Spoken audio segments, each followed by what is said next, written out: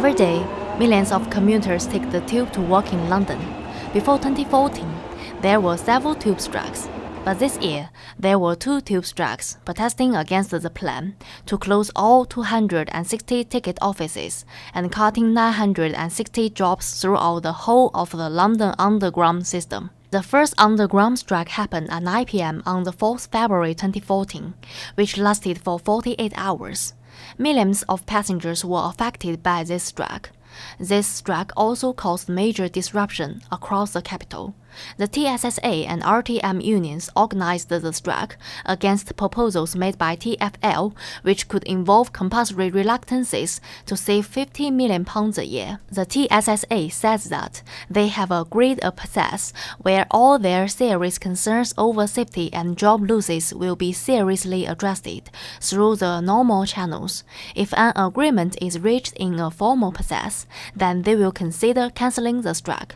Otherwise, they will go on strike again on next February. This is an interview from one of the London commuters who was affected by this time tube strike. As someone who has been commuting in London today, how has the strike affected you? Obviously it's pretty inconvenient, especially in the morning and around the time where people come back from work.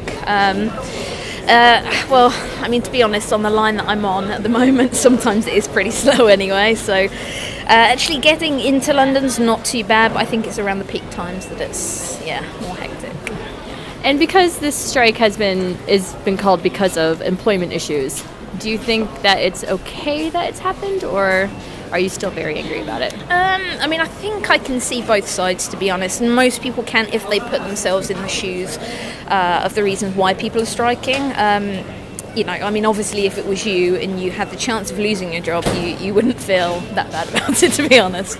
But, as a commuter, it does affect you. And because it's obviously going to take up about 4 days, and the time before and after that is obviously still going to be affected. It's a lot of, time late into work or late getting back home that it eats up.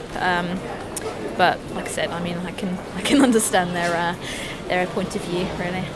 The second tube strike was supposed to be held on next February 2014, but it was called off. Talks between London Underground bosses and the RTM and TSSA unions finally agreed on suspending industrial action. Transport authorities postponed moves towards job cuts for 2 months to allow detailed talks over the future of the Underground.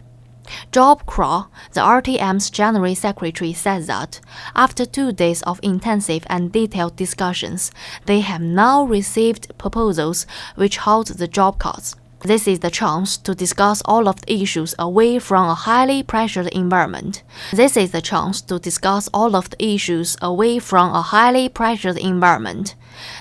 also a golden opportunity to review the impact of the cuts on Londoners.